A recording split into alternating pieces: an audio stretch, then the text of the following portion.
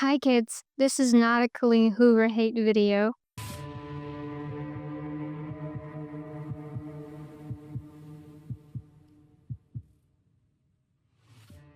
I think it's totally cool if you enjoy her books. I personally don't think that writing is a moral failure. I make plenty of bad videos. We're all learning and growing here. Another Kohu's failure in public eyes is her treatment of trauma as a plot device, her romanticizing of relationships, and I tend to agree with that assessment.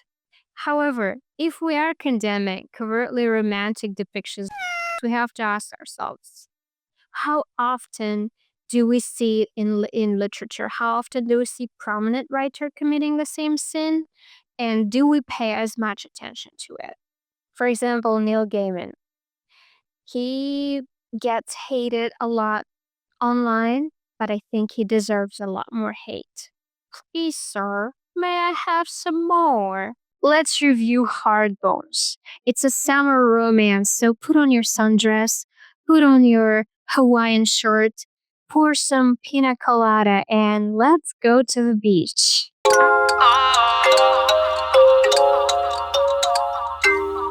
I came into reading Hard Bones with the lowest expectations. However, it wasn't as bad as Too Late that I read recently. By the way, watch the video. It is quite long. It was not as bad as I expected. It was easy to read. There were quite a few wholesome moments in the book, and the main male protagonist was not the most terrible person ever. Was it a good book? No. Was it well written? Also no. Although much better than Too Late, it had similar goofy fanfic writing style, similar tropes, and overall reckless treatment of trauma as a plot device. The story follows 18-year-old girl named Bea, who lost her mother to overdose. Okay, first few pages describe her finding her mother's body in a trailer where they live and feeling desensitized and almost experienced derealization. Honestly, first two pages weren't that bad until I read this. My hair and my clothes are soaking wet. So is my face. But none of the liquid streaming down my cheeks is tears. It's all raindrops, wet eyes, and dry heart. Yeah, that's the moment I realized I was reading Colleen Hoover book. Okay, the characters. The main characters. Apart from Bea, there is her father. There is her father's wife, Alana or Elena. There is Sarah, her stepsister, I guess, Alana's daughter. Marcos, Sarah's boyfriend. Samson, the love interest.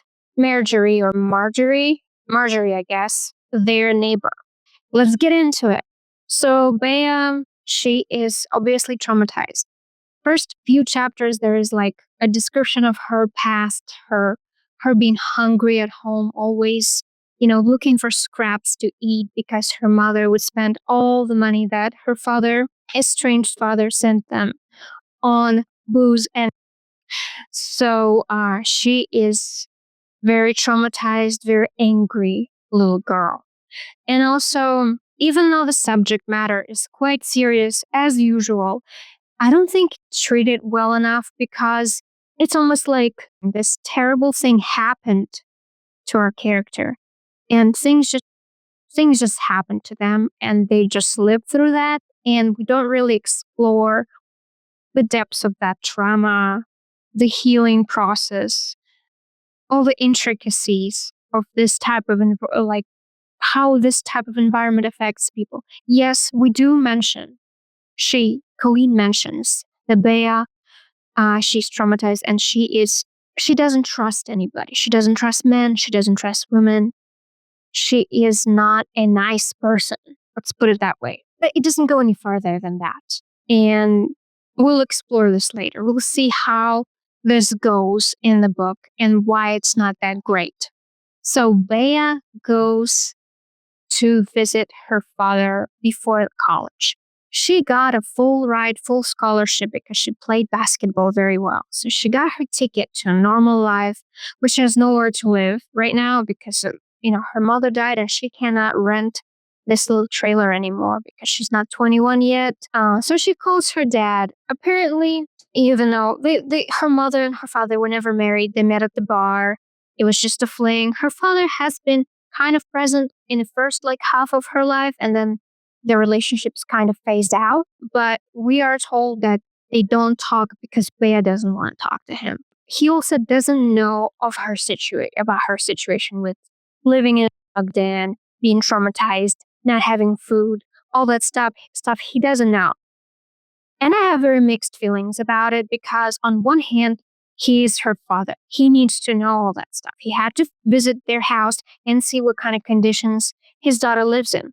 On another hand, tried to be present in her life. He sent her money every month and he seemed to care about her in a way, even though not being a perfect parent, obviously being a bit of a deadbeat dad.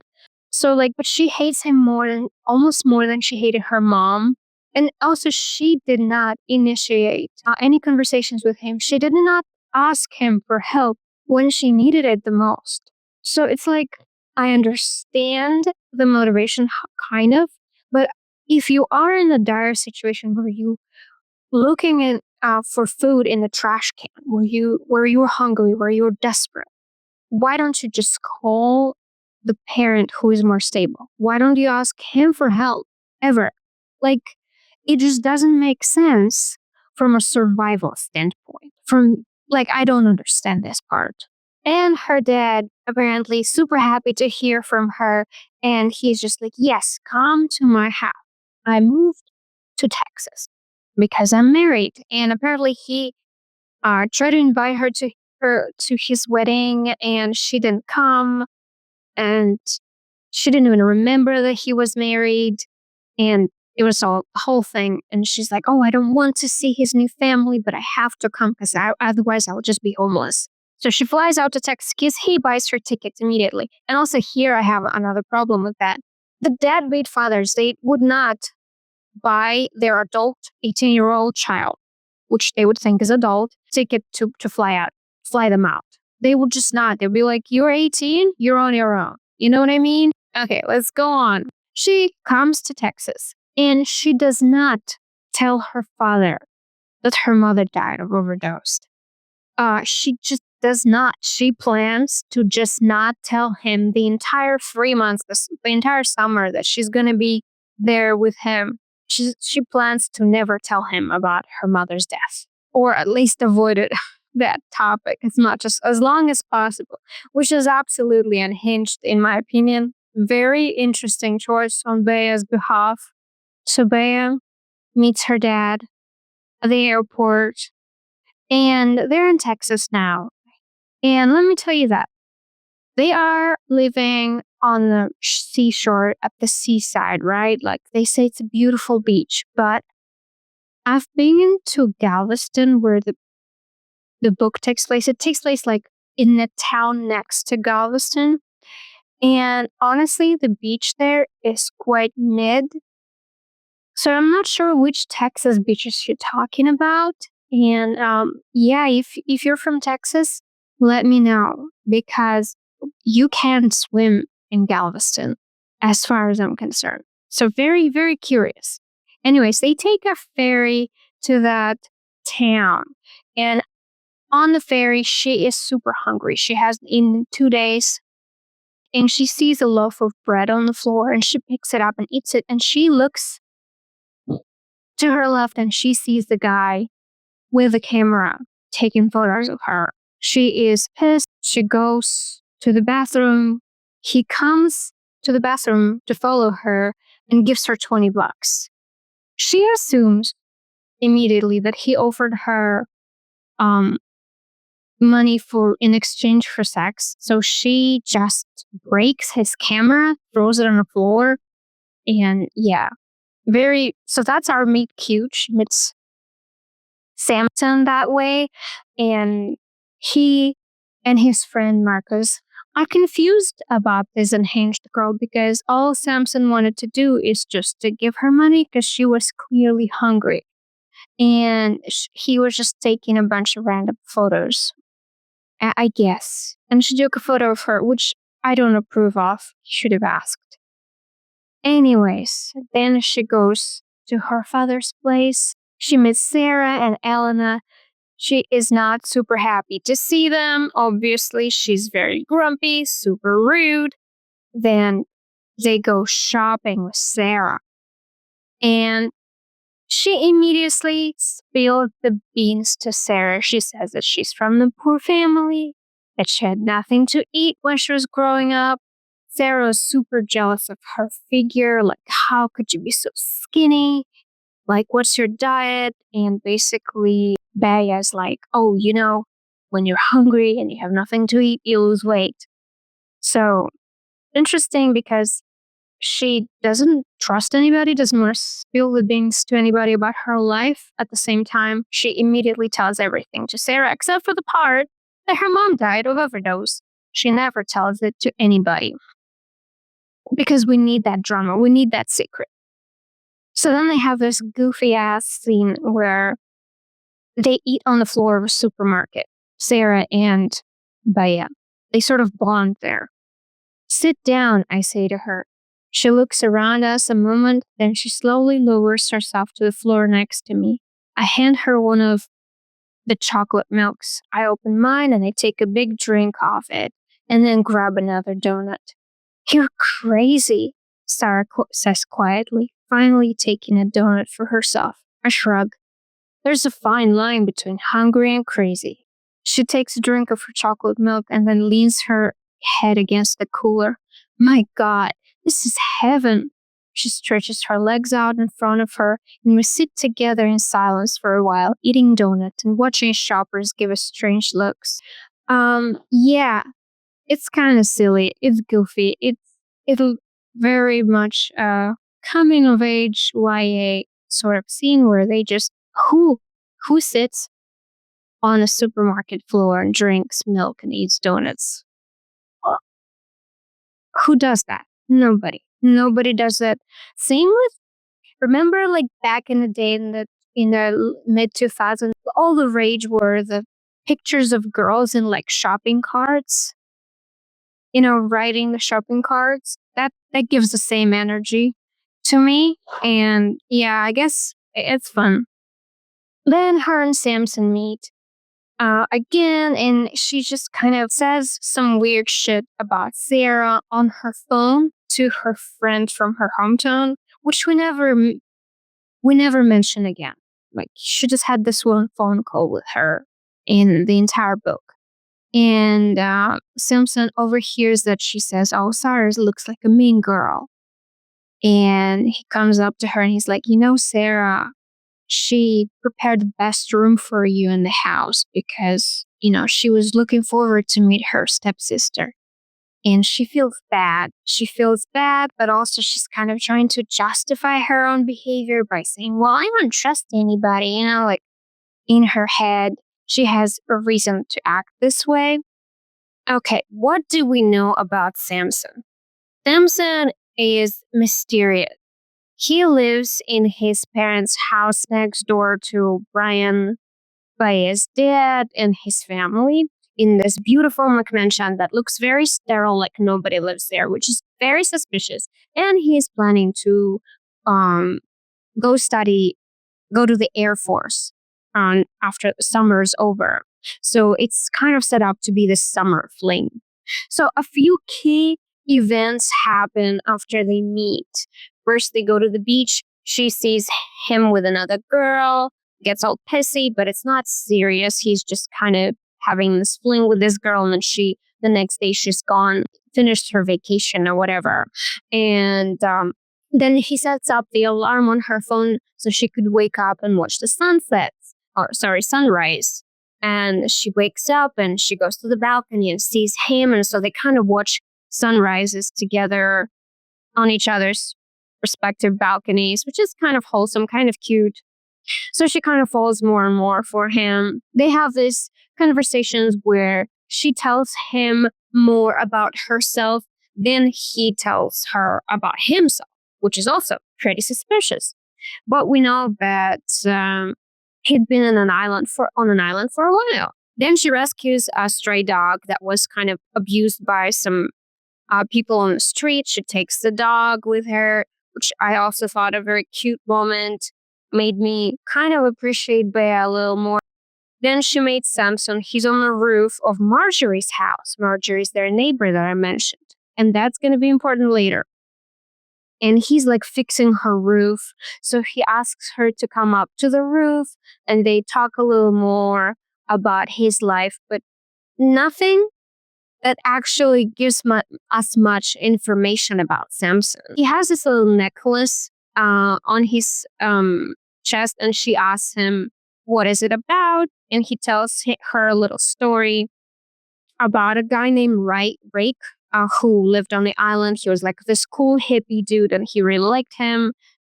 But he died in a hurricane because he was sailing a lot on his boat. Hurricane Ike hit in 2008. It destroyed most of the island. I was helping with the cleanup, and I found Rake's boat toward the end of the peninsula in Glitch Crest. It was in shreds. He fingers his necklace, looking down at it. I took a piece of the boat and made a necklace out of it. This is also going to be significant. Samson faces me. I don't know. He was a technically resident of the area, so he wasn't counted among missing or dead, but he never would have abandoned that boat, even during a hurricane. I don't know that people actively searched for him, to be honest. I'm not even sure anyone noticed he was missing after the hurricane. So she also asks him if he, why doesn't he date, have long-term relationships with girls? And short and sweet, he says, I don't trust easily. I wasn't expecting that answer. I was expecting him to say he likes being single or something equally stereotypical. And I made a note here. It is stereotypical. Not trusting easily is very stereotypical. They have a few more conversations like that, and I'm not going to recite every single one, but it's basically very boring, and they're kind of just telling each other how mysterious and untrusting and not like other boys and girls they are, and how it's so hard to be them. They kind of bonded over that. So I'm going to read this one for you, and which I thought was particularly cringy. You think you're as alone in this world as I am. He folds his lips together and nods his head, and it's the most honest thing I've ever seen. I never would have thought someone so well off could have a life as shitty as me. But I can see it in the way he's looking at me. Everything about him suddenly seems familiar to me. He's right. We are alike, but only in the saddest ways. So, very healthy trauma bonding here. And also, Bea, she's so annoying. Again, she feels sorry for herself, which fair. You went through so much in your life, right? So we see, we come back to that trauma that she had in the beginning of the book, and it's honestly a bit of a trauma porn. Things that happened to her in her past were pretty horrific, but we don't really explore it enough. But basically, she feels sad about her own life and how she has no connection with anybody. But at the same time, she seems to lack empathy to anybody except for Samson and herself. And she only feels empathetic to Samson because she has hots for him. And she very often mentions how he's rich, but he also struggles. And I'm like, yeah, and I can't believe I'm saying this, but rich people also have mental health issues. Yeah, don't like her. So then a very cringy thing happens. They kind of start, getting a little physical with each other in the sea, and they have this weird thing about hugging. She doesn't want to be held. She feels like it's too much trusting a person to hold me, whatever. And so whenever they like try to kiss or touch, it's almost like he hovers over her and she like sort of wraps around him with her legs or something. And they could kiss, but they don't hold, which is very, very dumb. While they're doing the whole little grindy grind in the sea, she gets stung by a jellyfish. And she obviously like shocked, never happened before to her. So he tries to help her and takes her to one of the shower cabins at the beach and just kind of locks the door behind them, gets the vinegar to help her with her sting. And let me read this. When he starts to God. When he starts to spray the vinegar on my leg, it feels like tiny knives stabbing me in the fleshiest part of my thigh. I close my eyes, pressing my forehead against the wooden shower wall. I'm moaning agony. Oh, God. Bea, Samson says, his voice strained and deep. Please don't make that noise. And I'm like, girl, no. That's weird and inappropriate because she's hurt and it's not the time to be horny or act horny. But regardless, they make all these noises and her father hears it. He was just somehow passing by and he hears it and he just rushes towards that shower cabinet, opens it, and hits Samson in the face and like yells at him, like, let her go, you bastard. So her father, who supposedly doesn't give a fuck about her, tries to defend her from this alleged assault that he thinks that she's experiencing. Yeah, it's weird because he doesn't act like a father who doesn't care. But I mean, it's normal, I guess, to defend somebody in that vulnerable situation. And of course, the situation resolves. They figure out that, oh, Samson was just trying to help me, yada, yada, yada. Brian, her father, decides to kind of put Bea on contraceptive pill, which is also like quite thoughtful. Also, he seems like he cares about her. But she's obviously like, no, we're not even sleeping together. This is embarrassing. And also, we all know that Colleen doesn't like her characters to go on a pill. She doesn't like her characters to use protection. So I was pretty sure that she wouldn't, but she did. She did go on the pill, which let's give a round of applause to Bea and her parents and her stepmother or whatever. Like, this is amazing. In this book, a main character actually went on the pill and did not get pregnant. A round of applause, everybody. At some point, they go to his sterile mansion and have another boring conversation in which she tells him that she got a full ride scholarship. She plays baseball. She was like kind of not super excited about it. So he asks, you aren't excited to go? I shrug. I'm proud of myself for getting the scholarship, and I was excited to get out of Kentucky. But now that I'm here and I've gotten the first break from volleyball, it's volleyball, I've had in years, I don't think I miss it. I'm starting to wonder if I should just stay here and get a job. Maybe I'll take a gap year. Wouldn't you lose your scholarship if you take a gap year, Bea? I say that last part with a hint of sarcasm. I've spent the last several years working my ass off to get out of Kentucky. Now that I'm out, I feel like I need to take a breather, reassess my life. And what are you gonna do? Like, ask your daddy to that you hate to take care of you while you're looking for a job, or what? Like, work in McDonald's again? This sounds really dumb to me. And okay, no, I understand the idea of gap year if you can't afford it, if your parents can't afford it, if you have a plan, basically.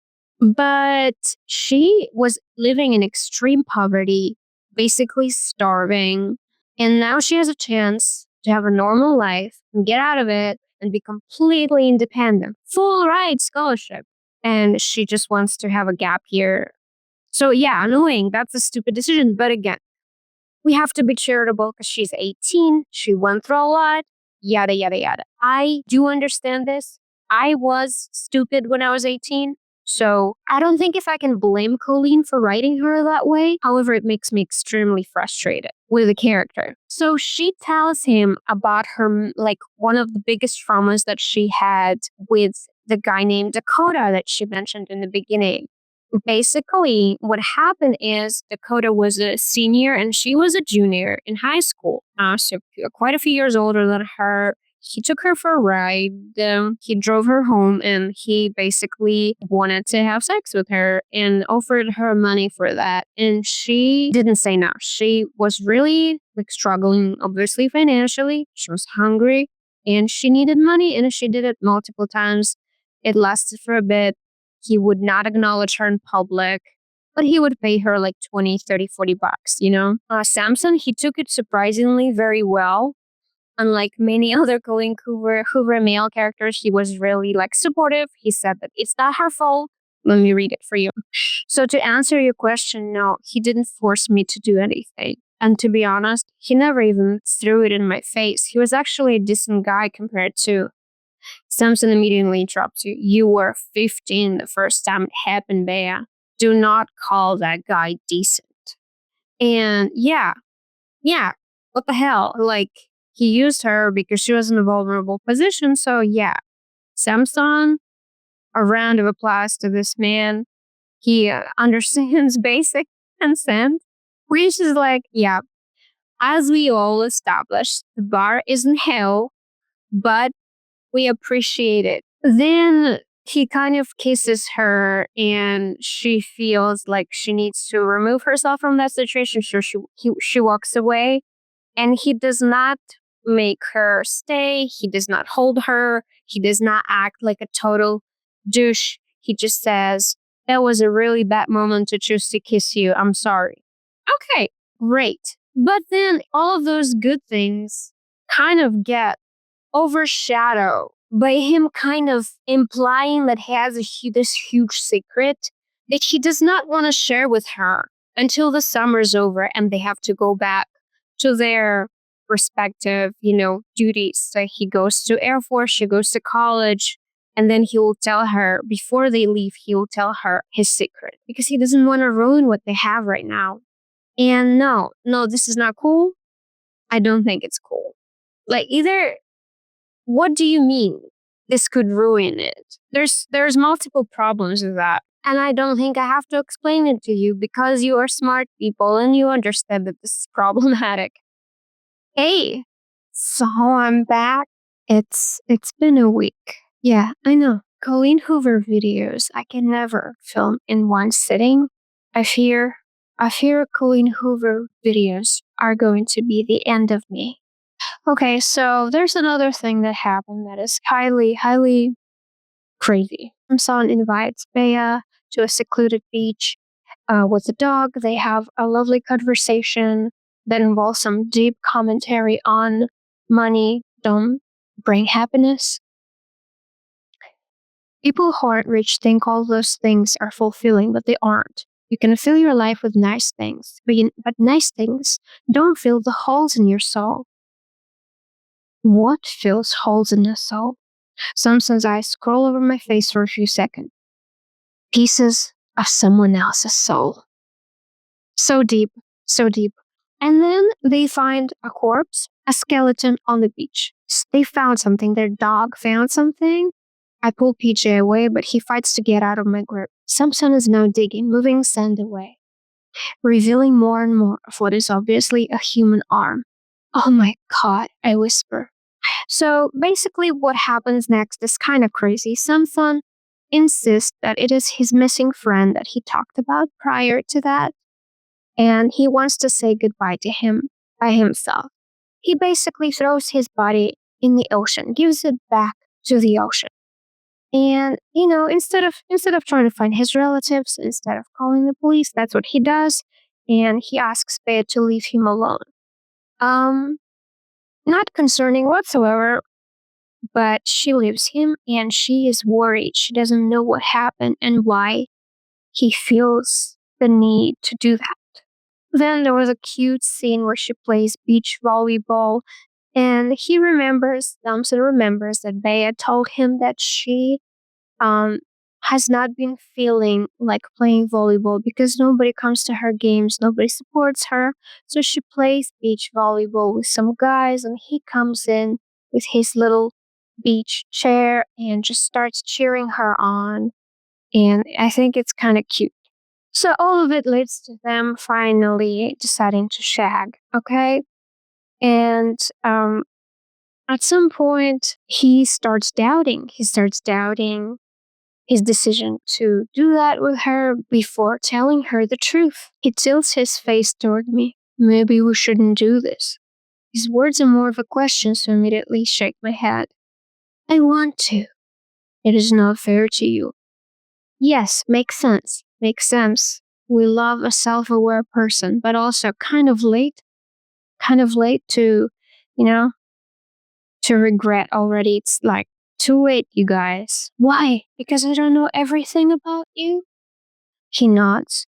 I'm worried you wouldn't be saying yes right now if you knew the whole truth about me. Yes, I think it's important. I think you're on the right track here. I press my lips to his, but only briefly. You're being dramatic. I'm actually not, he says. I've just lived a dramatic life, and you might not like it. Same thing. We're both dramatic because we have dramatic parents and dramatic pasts. We could be having dramatic sex right now. If you'd stop feeling so guilty. So she kind of convinces him, I guess. And then we have this amazing dialogue where we finally hear what the Hard Bones title is all about, okay? Are you ready? Are you ready? I know I am. When you say things like that, it makes me dread when we have to say goodbye. I wasn't expecting to end summer with a broken heart. Samson tilts his head, looking at me with complete candor. Don't worry, hearts don't have bones. They can't actually break. That's brilliant. Brilliant. Isn't it brilliant? It would be all over Tumblr back in the day. Like, it would just be the biggest thing on just girly things on Tumblr. If you know, you know. He lowers himself on top of me, but before we kiss again, I say, if there's nothing inside a heart that can break, why does it feel like mine is going to snap in half when I move? Does your heart not feel like that? Samson's eyes roll over my face for a moment. Yeah, he whispers. It does. Maybe we both grew hard bones. Yes, yes, yes. That extremely cheesy phrase is going to definitely repeat multiple times until this book is over. We know that. I know that. We all know that. So they shag. It's pretty mid scene, but I did not want it to be too explicit because they're kind of too young for it to be hot. You know what I mean? It's kind of weird. I don't know. Some of you read weird romance novels where kids are way too young. Weird, spicy novels. But we're not going to get into it right now. She wakes up because the police is in the house and they arrested Samson. They took him into police station, and what gives, he's actually not who he said he is. He is actually not the rich kid that's going to join the Marine Corps or whatever the fuck. He's been homeless. He's been squatting in quite a few places. He's been caught, and he's been arrested for arson, and he's on probation. So he's seeing quite a few years in prison. Okay? So this whole wave of information just hits her like a ton of bricks, and she still believes Samson is a good person. To me, I understand if you're so young and you come from a poor family, you might have to resort to a life of crime. Unfortunately, that's what happens. But at the same time, that's not a little secret that you could keep from a person that you've been dating for even if it was just a month or 2 months, it is still something that you don't want to keep from people, okay? So that's concerning, okay? I would just skedaddle. I would not talk to this guy anymore. But she is fully in love, completely heartbroken, but also still in love with this guy. Okay? Okay. So she's obviously quite depressed and she's thinking to herself, how can I know nothing about him, yet feel like I know him so well? Maybe I don't know him at all. That thought forces me to lay my head on my arms. I'm tired and I want answers, but I know I won't get any until I speak to Samson. The only answer I really want to know is whether or not he actually grew a hard bone. If he did, is his breaking right now? Guys, I made a note here.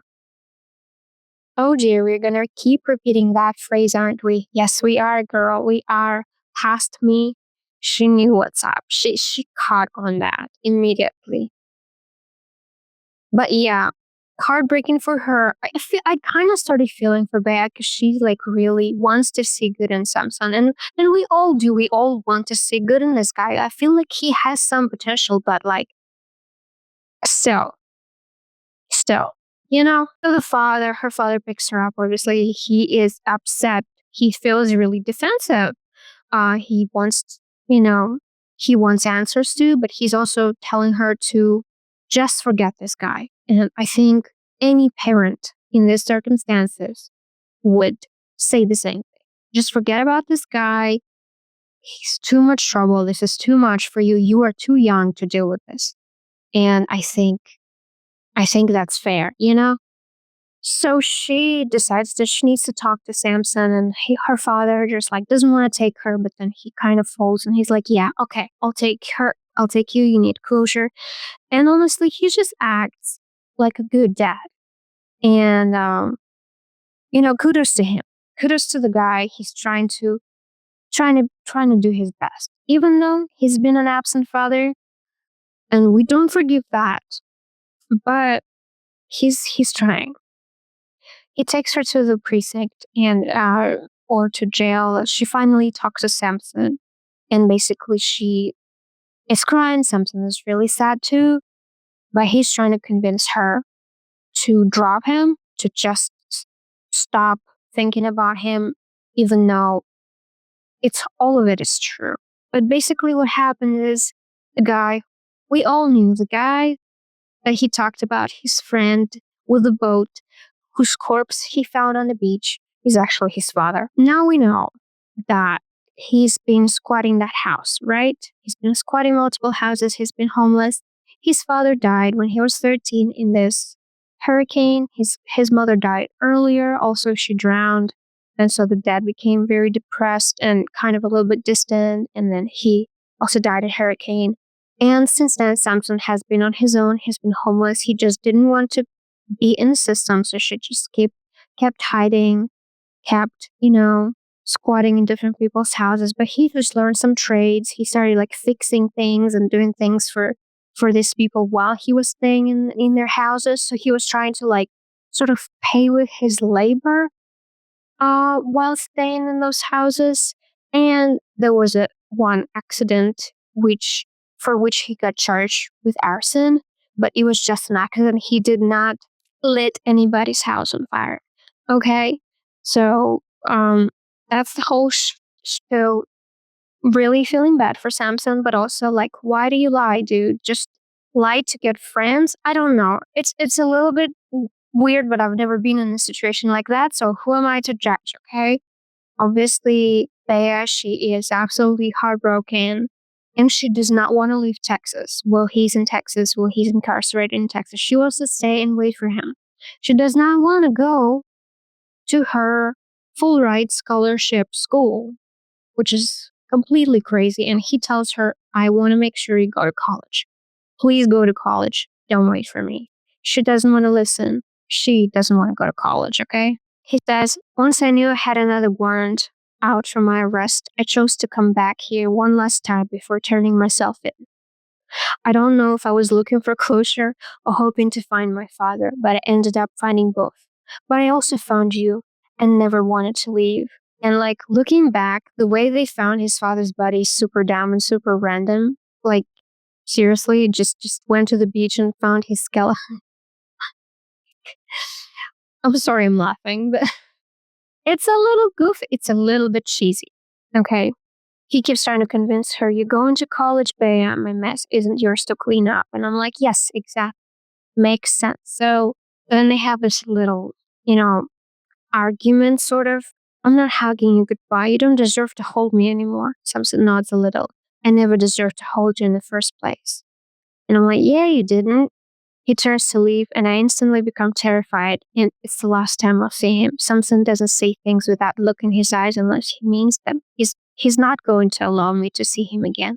This is it. This is the end. I jump up when he begins to walk away. "Samson, wait!" He turns around just in time to catch me when I throw my arms around him. I bury my face against his neck. When he folds me into his arms, I start to cry.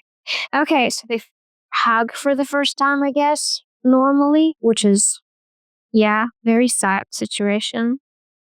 Then she has a dramatic falling out with her dad and his family. Obviously, her dad says, "I don't know where I went wrong as a father, but I did not raise a daughter who would defend a guy who lied to her the entire summer. You think he cares about you?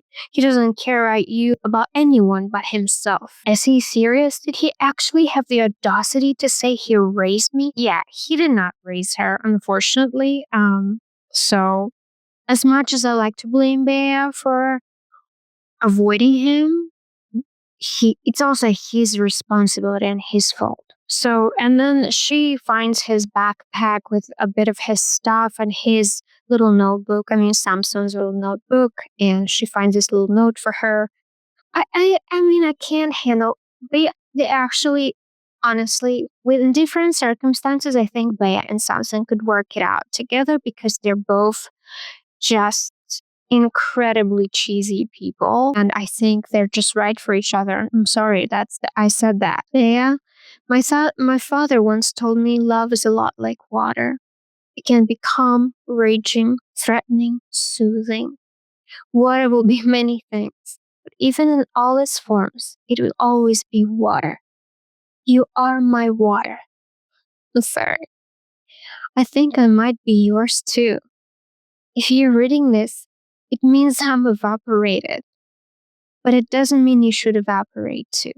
Go flood the whole goddamn world, Bea. I mean, okay, it's not that terrible, okay? Flooding the world as a metaphor, not the best, but also, he's 20. So what can you expect? Not to be ageist here, 20-year-olds are great people. Just great people. So she finally breaks down, and finally, for the first time in this vacation that she had, she tells her dad and his family that her mother died. "My mother died. It feels like all the air in the room is sucked out of my mother died.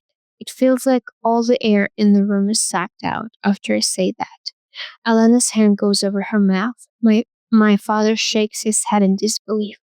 "What? When?" "The night I called you and asked if I could come here. She overdosed because she's been an addict for as long as I can remember. I have had no one in my corner, not you, not my mother, no one.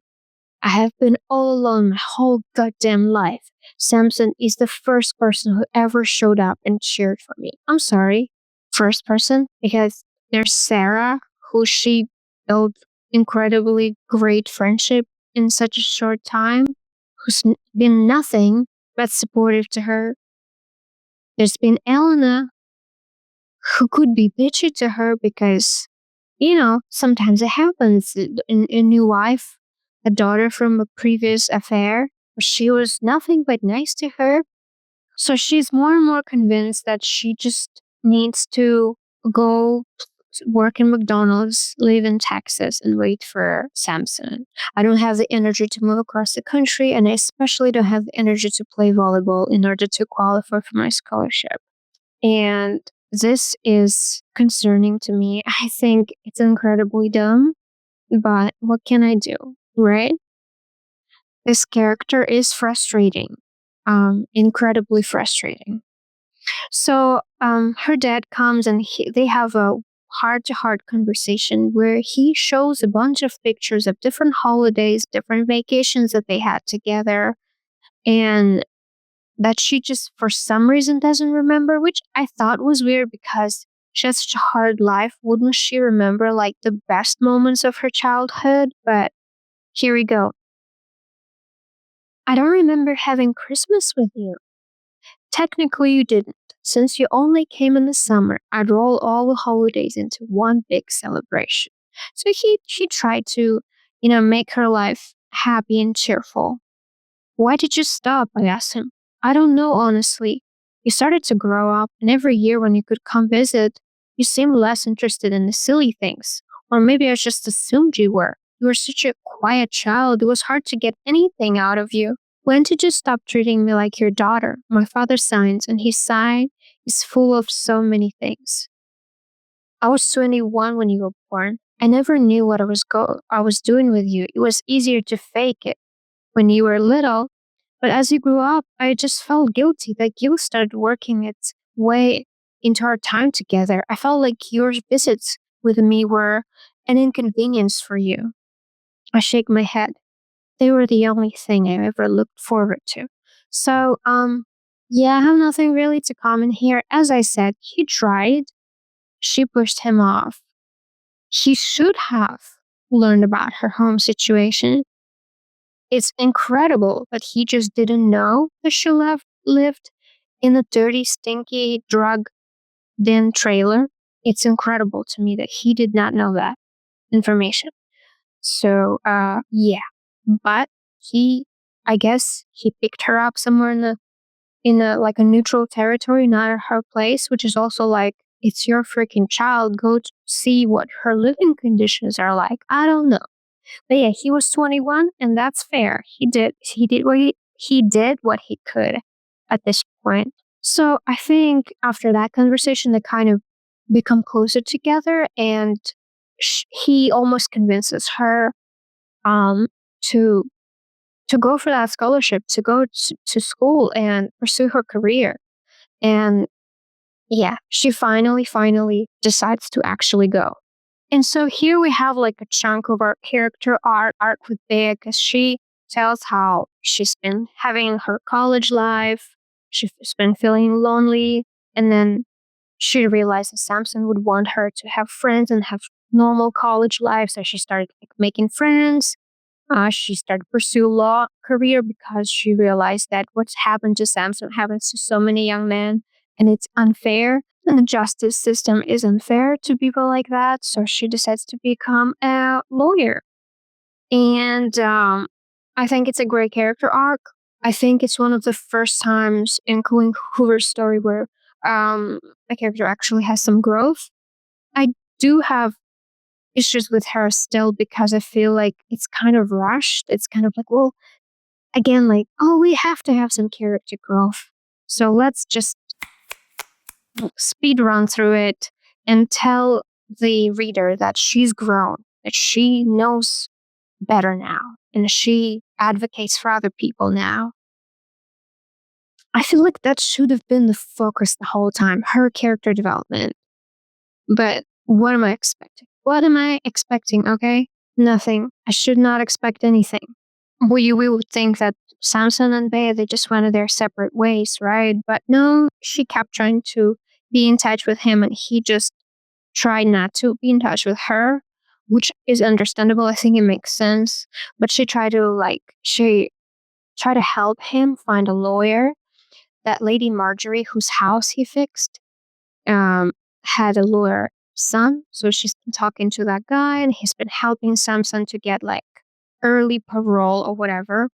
And eventually he was released a bit early after she's already like graduated and started her second year of like law school or whatever. I don't know how it exactly works, but she's graduated from college, and she's still pursuing her law degree, I guess. And she meets him at the gate. They hug. They go back to that town where they met. They go to the beach. And it turns out that Marjorie passed away. So Marjorie gave her house to Samson in her will. And that's how it ended. Samson got a free house and a girl, and everything's good. Okay? Okay, it's over. I think it's okay for a summer YA romance. I can't believe I'm saying this. I did not fully 100% detest it, this story. I did not fully hate it 100%. I do, however, still find it concerning that Samson lied so much in this book or omitted so much information, rather, because he didn't really talk too much about himself still. Pretty, pretty dang concerning. But I like that she didn't get pregnant, and I like that she got her degree. Go girl. So thank you for listening and watching. Leave your opinions below. Please subscribe. I really need subscribers to get monetized. And I need help. So if you want me to keep reading that stuff, just leave a like, please. And if I get like 1,000 views, I'm gonna keep reading Colleen Hoover for you, so you don't have to. Bye.